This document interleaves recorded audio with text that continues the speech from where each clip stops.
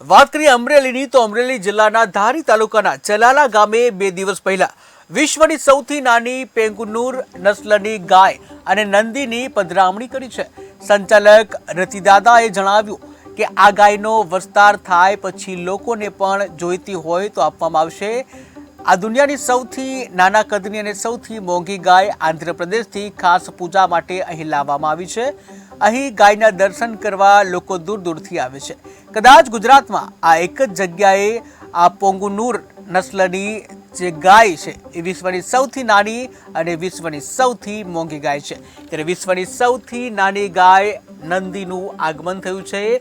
પોંગુનુરુ જે નસ્લની ગાય છે, વિશ્વની સૌથી નાની ગાય છે, ત્યારે ચલાલા ખાતે ગાયત્રી સંસ્કાર ધામ આવી ગયા અને જ્યાં આ ગાયના દર્શન કરવા માટે ભક્તોનું ઘોડાપુર ઉમટી પડ્યું।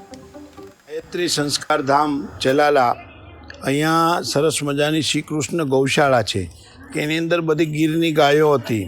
એમાં આપણને એક સરસ નાની ગાયો જે પુંગરું કહેવામાં આવે છે, આંધ્રપ્રદેશથી લઈ આવવામાં આવી અને એણે આપણને ભાવથી આપી 15 લાખ રૂપિયા એની કિંમત હોય છે।